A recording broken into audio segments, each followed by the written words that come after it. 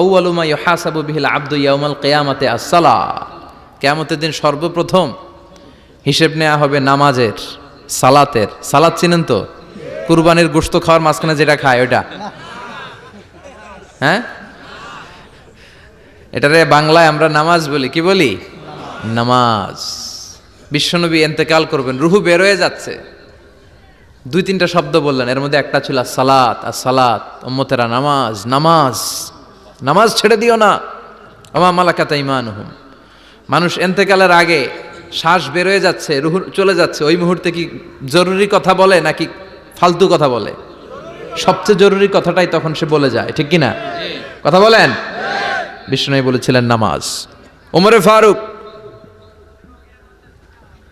ওনার কাছে আবু লুলু আল মাজুসি, এক অগ্নি উপাসক এসে বিচার দিল, ইয়া ওমর আল ফারুক, আমার মনিবের নাম হচ্ছে মুগীরা ইবনে শুবা, সে প্রতিদিন 4 দিরহাম করে আমার কাছে চার্জ করে। এত টাকা চার্জ করে কেন? উনি জিজ্ঞেস করলেন, তুমি কি কাম পারো? আমি খঞ্জর বানাইতে পারি। খঞ্জর চিনেন?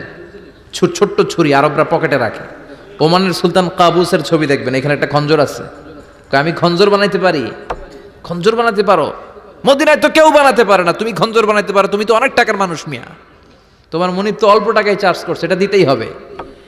আবু লুলু কয়, ওমর তুমি সবার জন্য এত নরম, আমার জন্য গরম, তোমারে আমি বুঝাবো। সে বাড়িতে যে একটা খঞ্জর বানালো, মাকবাদাতুহু ফি ওয়াসাতিহি, যে খঞ্জরের হ্যান্ডেল হচ্ছে মাঝখানে, 2 দিকে ধারালো ছুরি, এটারা ধার দেয়। আর কয়, ওমর তোরে আমি বুঝাবো। প্রতিদিন ধার দেয়।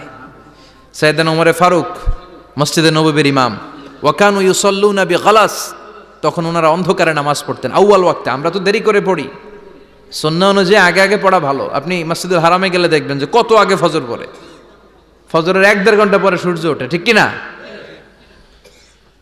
তো সে একবার ছদ্মবেশে ফজরের সময় প্রথম কাতারে যে হাজির, আসলে কিন্তু মাজুসি, সূর্যের পূজা করে। খঞ্জরটা নিয়ে এসে দাঁড়ালেন। ওমরে ফারুক ফজরের সময় ঢুকলেন, বললেন আকিমিস সালাহ, একামত দাও। একামত দেয়া হলো। ওমরে ফারুক আল্লাহু আকবার বলে অন্ধকারেই ফজরের সালাত শুরু করলেন। প্রথম রাকাত যখন পড়ে ফেললেন, রুকুতে যাবে, ইন দ্য মিন টাইম সে খঞ্জর বের করে ওমরে ফারুককে 3টা স্টেবিং করেছে। একটা নাভিতে মারার সাথে সাথে নাভিটা কেটে গেল, আর একটা এই পাশে পাজরে, আর একটা পেটের মাঝখানে, পেটও কেটে গেল। ওমরে ফারুক বললেন, কাতালানি আল কালব, এক কুকুর আমারে মেরে ফেলেছে।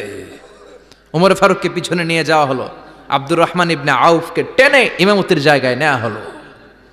আর সে কাতারের মাঝখান দিয়ে খঞ্জর ঘুরাতে ঘুরাতে আগাতে লাগলো। ওর খঞ্জরের আঘাতে 7 থেকে 8 জন সাহাবী স্পট ডেথ, জায়গায় শেষ। ওমরে ফারুক বেহুশ। ওমরে ফারুক, ওনার মুখে দুধ দেয়, দুধ ওই নাভি দিয়ে বের হয়ে যায়। নাভিজ দেয়, নাভিজ পেট দিয়ে বের হয়ে যায়। রাষ্ট্রীয় চিকিৎসকরা বুঝতে পারলো উনি আর বাঁচবে না, বেহুশ। সবাই দাঁড়িয়ে আছে। কি হয় আমাদের আমিরুল মুমিনিনের? 10টি বছর তিনি অর্ধ পৃথিবীর শাসন করেছেন। উনার ভয়ে বাঘে মহিষে এক ঘাটে পানি খেত। হুশ ফেরার পরে ওমরে ফারুক বলে না, আমারে মারছে কে? আমার কি অবস্থা, বাঁচবো কিনা? আমার ছেলে আব্দুল্লাহ কোথায়?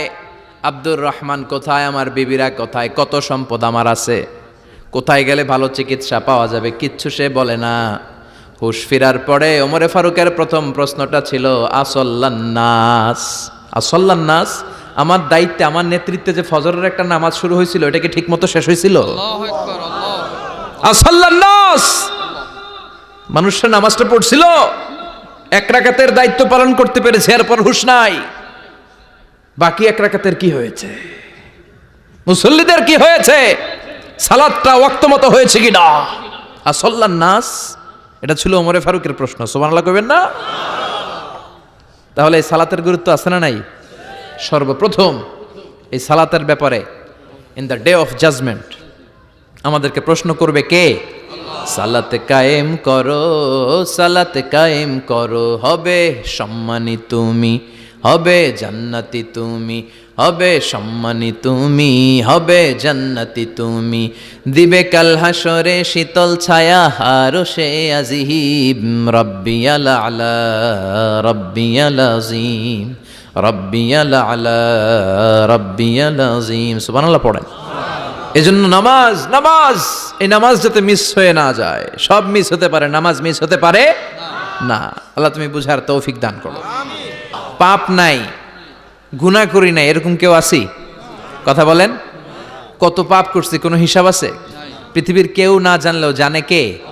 পৃথিবী না জানুক আমি তো জানি, আমি কি পাপ করেছি হায়। আমার পাপের করলে বিচার, বাঁচার আমার নাই উপায়। দয়াময় প্রভু মাফ করো আমায়, মাফ করো আমায়। পড়েন আমিন। আমাদের পাপগুলো ক্ষমা করে কে? চিল্লায় বলেন কে? আল্লাহ ডেকে বলে, গোলাম আমি হলাম গাফিরুয যামব কাবিলুত তাওব। আমার কাজ হলো ক্ষমা করা, আমার কাজ হলো তওবা কবুল করা। শয়তানের কাজ হলো ওয়াসওয়াসা দেওয়া, আমাদেরকে ভুল পথে নিয়ে যাওয়া। আর আমাদের কাজ হলো ভুল করে ফেলা, আল্লাহর কাজ হলো ভুলগুলো মাফ করে দেয়া। আল্লাহ ডেকে বলে, গোলাম তোরা যদি ভুল না করতি, তোরা যদি পাপ না করতি, তোরা যদি অন্যায় না করতি, তোদেরকে ধ্বংস করে দিয়ে এমন একটা জাতি আমি এই দুনিয়ার বুকে তৈরি করতাম যারা সকালবেলা ভুল করে দুপুরে মাফ চাইতো, দুপুরে ভুল করে রাত্রে মাফ চাইতো, আজকে ভুল করে আগামীকাল মাফ চাইতো। আর আমি আল্লাহ গুনাহগুলো তাদের সব ক্ষমা করে দিতাম। ক্ষমা করে দিতে আল্লাহর বড্ড ভালো লাগে। বান্দা আল্লাহর কাছে বারবার চাক, চোখের পানি ছাড়ুক, এটা আল্লাহ পছন্দ করে। চোখের পানির যে কত পাওয়ার আপনি কল্পনাই করতে পারবেন না। অনুশোচনার চোখের পানি চোখ বেয়ে নাকের ডগা পেয়ে জমিনে পড়ার আগেই আল্লাহ এই বান্দারে মাফ করে দেয়। বিশ্বনবী ডেকে বলে, ও আমার উম্মতেরা শোনো, আল্লাহর কাছে দুনিয়ার মানুষদের দুই ফোঁটা পানি সবচেয়ে প্রিয়। এক হলো জিহাদের ময়দানে রক্তের ফোঁটা, দুই হলো অনুতপ্ত বান্দার চোখের পানির ফোঁটা। কত ভুল আপনি করেছেন, কত অন্যায় আপনি করেছেন, কত পাপ আপনার হয়েছে, কত মিথ্যা আপনি বলেছেন, কয় ওয়াক্ত নামাজ ছেড়েছেন, কয় লাখ টাকা ঘুষ খেয়েছেন, কত যৌতুক আপনি খেয়েছেন, কত মিথ্যা আপনি বলেছেন। আপনার পাপ যত বড় হোক, যত বিশাল হোক, যত বেশি হোক, আল্লাহর দয়ার পরিসীমা তার চাইতেও বড়। আপনার পাপ, আপনার অন্যায়, আপনার জুলুমগুলো যদি হয় খালের পানির সমান, বিলের পানির সমান, আল্লাহর দয়া সাগরের পানির সমান। আপনার পাপ যদি হয় সাগরের পানির সমান, আল্লাহর দয়া মহাসাগরের পানির সমান। আপনার পাপ আর অন্যায় যদি হয় পাহাড়ের সমান, আল্লাহর দয়া আকাশের সমান। আপনার পাপ যদি হয় আকাশের সমান, আল্লাহর দয়া আরশের সমান। এজন্য আল্লাহ বললেন, ইয়া আইয়ুহাল্লাযীনা আমানু তুবু ইলাল্লাহি তাওবাতান নাসুহা। ও আমার গোলাম, তুই তোর নিজেরে যত বেশি ভালোবাসিস তার চেয়েও আমি তোরে বেশি ভালোবাসি। তোর বাবা মা তোরে যত বেশি ভালোবাসে তার চেয়েও আমাদেরকে বেশি ভালোবাসে কে? আল্লাহ বললেন, ভালোবাসারে তৈরি করার পরে আমি 100 টুকরা করলাম। চিল্লায় বলেন কয় টুকরা? 99 টুকরা ভালোবাসা আমি আল্লাহ নিজের মধ্যে রেখে দিলাম। 1 টুকরা ভালোবাসা গোটা বিশ্বের সবার মধ্যে আমি ভাগ করে দিলাম। 1 টুকরা ভালোবাসা পেয়ে আমাদের অবস্থা দেখছেন? আল্লাহ যদি 1 টুকরা না দিয়ে আমগরে 30 টুকরা দিত, কথা কন, 1 টুকরা না দিয়ে 80 টুকরা দিলে কি হইতো? এজন্য আল্লাহ ডেকে বললেন, গোলাম আমি যে তোদের কত ভালোবাসি তোর ধারণা নাই। চোখের পানি ছাড়, গুনার কথা স্মরণ কর, তওবা কর। তওবার মতো তওবা করলে সব গুনাহ মাফ করে দিতে পারে কে? আল্লাহ। বিশ্বনবী বলে, আমার কোনো গুনাহ নাই, তারপরেও প্রতিদিন 70 বারেরও বেশি আমি তওবা করি। আল্লাহে ইন্নী আস্তাগফিরুল্লাহ ওয়া আতুবু ইলাইহি আকসার মিন 70 মাররা। Could you imagine that? কল্পনা করছেন কোনোদিন যে নবীর গুনাহ নাই, ওই নবী তওবা পড়ে প্রতিদিন 70 বার, আকসার 70 বারেরও বেশি। আমার পড়া দরকার কয়বার? আপনার পড়া দরকার কয়বার? বিশ্বনবী 70 বারের বেশি বললে আমাদের পড়া দরকার কয়বার? আর আমরা প্রতিদিন পড়ি কয়বার? কথা কন। আমাদের ভুল হবে, ভুল হতে সমস্যা নাই, ভুল হওয়াই মানুষের স্বভাব, কিন্তু ভুল হওয়ার পরে ভুলের উপর অটল থাকা যাবে না। শয়তান আর মানুষের মধ্যে এই মৌলিক পার্থক্য। শয়তান ভুল করে ভুলের উপরই আছে, ঠিক কি না? ক্ষমা চায় নাই, কিন্তু আমরা সকালে ভুল করলে দুপুরে মাপ চাই কার কাছে? 19 সালে ভুল করলে 20 সালে মাপ চাই কার কাছে? মৃত্যুর আগ পর্যন্ত আমরা ক্ষমা চাইলে ক্ষমা করে দিবে কে? সব সময় 24/7 তওবার দরজা খোলা, দুইটা সময় ছাড়া। ভালো করে মনে রাখবেন, মুখস্থ ঠোঁটস্থ যেন থাকে। দুইটার সময় তওবা কবুল হয় না, চিৎকার করে বলেন কয় সময়? এক হলো বাদাল গারগারা, গরগরানি যখন আসে, মালাকুল মাউত যখন চলে আসে, মালাকুল মাউতরে যখন দেখে ফেলবেন তখন তওবা কবুল হবে নাকি? কথা কন। ফেরাউনের নাম শুনছেন? ওরা যখন আল্লাহ লোহিত সাগরে ডুবাইয়া পানি খাওয়াইতে লাগলো, পানি খাইতে খাইতে পেটটা হয়েছে এত বড়, আর পানি খাইতে পারেন। এরপর হাত তুলে কয় আনা মিনাল মুসলিমিন, কোরআনের আয়াত, আনা মিনাল, হাত তুলে কয় আমি মুসলমান। ফেরাউন নাই বলে মুসলমান, আমরা যাবো কই? কথা কহ। ফেরাউন হাত তুলে কয় আনা মিনাল মুসলিমিন, আল্লাহ কয় টাইম ইজ আপ, দেরি করছস, অনেক সময় দিলাম, অনেক সুস্থ রেখেছি, ক্ষমতা দিয়েছি, দাপট দিয়েছি, তখন যদি ঘাটটা নত করে, মাথাটা নত করে একবার ক্ষমা চাইতি, ফেরাউন তোরেও ক্ষমা করে দিতাম। কিন্তু সময় শেষ হওয়ার পরে আমি মুসলমানদের অন্তর্ভুক্ত বললে কোনো লাভ হবে নাকি? আল্লাহ বলল সময় নাই, সময় শেষ। কারণ মুসা আলাইহিস সালামের চাচাতো ভাই অনেক দাওয়াত দিল, জাকাত দে, কারণকে জাকাত দিব না, এই সম্পদ আমি কামাইছি, আল্লাহ দেয় নাই। মুসা আলাইহিস সালাম বললেন তাহলে আযাবের অপেক্ষা কর। আযাব চলে আসলো, আল্লাহ বলেন মুসা সেফ জোনে যাও, সরো, এখনই আযাব। ফাখাসাফনা বিহি ওয়া বিদারিহিল আরদ, পুরো ফাইয়ুমের জমিনটার আল্লাহ কাঁপিয়ে দিলেন, আর কারুনকে সহ পুরো সম্পত্তি তার জামিনের ভিতরে দাবিয়ে দিলেন।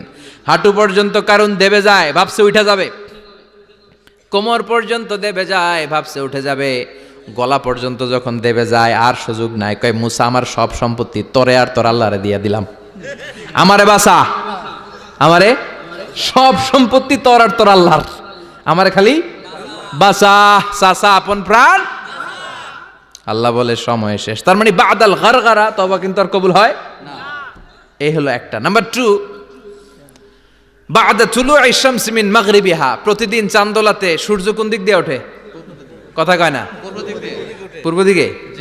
কিয়ামতের আগ দিয়ে সূর্য আর পূর্ব দিকে উঠবে না, পশ্চিম দিক থেকে উঠবে। যেদিন প্রভাতে পশ্চিম দিক থেকে সূর্য উঠবে, ওই দিন থেকে তওবার দরজাটারে বন্ধ করে দিবে কে? আল্লাহ। তার আগ মুহূর্ত পর্যন্ত জীবনে যত গুনাহ করেছি, অন্যায় করেছি, চোখের পানি ছেড়ে ক্ষমা চাইলে ক্ষমা করবে কে? শয়তান আল্লাহরে চ্যালেঞ্জ দিছে, আল্লাহ তুমি আমারে জাহান্নামে পাঠাবা, আমিও তোমার বান্দা করে লয়ে একসাথে জামাতে ঢুকমু, একা ঝুঁকবো না, একা যাব না, তোমার বান্দাদেরকে সবগুলারে জাহান্নামী বানায়া তারপরে ঢুকমু। তোমারে চ্যালেঞ্জ দিলাম, একটারও জান্নাতে ঢুকাইতে পারবা? আল্লাহকে তুই আমার চ্যালেঞ্জ দিলি, আমি তো সব রাজার বড় রাজা, মহারাজা, আমারে চ্যালেঞ্জ দেশ, এত সাহস পাইলি কই? তুই আজীবন ওয়াসওয়াসা দিয়ে পাপ কাজ করাবি, একদিন তাফসীর মাহফিলে এসে আমার বান্দা ক্ষমা চাবে, আমি মাফ করে দেবো, তুই কি করবি? আজীবন অন্যায় করবে, আজীবন পাপ করবে, জুলুম করবে, একদিন চোখের পানি ছেড়ে আমার কাছে কান্নার মতো কান্না করলে আমি সব গুনাহ মাফ করে দেব। এজন্য আল্লাহ বললেন ইয়া আইয়ুহাল্লাযীনা আমানু তুবু ইলাল্লাহি তাওবাতান নাসুহা, ভুল করেছো তওবা করো, মাফ করবে কে? সাইয়েদনা আদম আলাইহিস সালাম ভুল করলেন, দুনিয়ায় এসে শত শত বছর কাঁদলেন, কিন্তু ক্ষমা হয় না। আল্লাহরে বললেন আল্লাহ কি করলে ক্ষমা পাবো বলো? ফাতালাক্কা আদামু মির রাব্বিহি কালিমাতিন ফাতাবা আলাই, আল্লাহ বললেন ও আদম তোমারে কিছু কালেমা শিখাইয়া দেই, এই কালেমাগুলো দিয়ে আমার কাছে দোয়া করো, ক্ষমা করে দেব। আল্লাহ শিখাইয়া দিলেন ও আদম দুই হাত তুলে চোখের পানি ছেড়ে আমার কাছে পড়ো, রব্বানা, পড়েন রব্বানা যালামনা আনফুসানা ওয়া ইল্লাম তাগফির লানা ওয়া তারহামনা লানাকুনান্না মিনাল খাসিরিন। এটা শিখাইতেছিল আল্লাহ। আল্লাহ আমি জুলুম করেছি, অন্যায় করেছি, ভুল করেছি, পাপ করেছি, তুমি যদি ক্ষমা না করো ক্ষমা করার কেউ নাই, ঠিক কি না? আমরাও পাপ করলে এই দোয়াটা পড়ার দরকার আছে না নাই?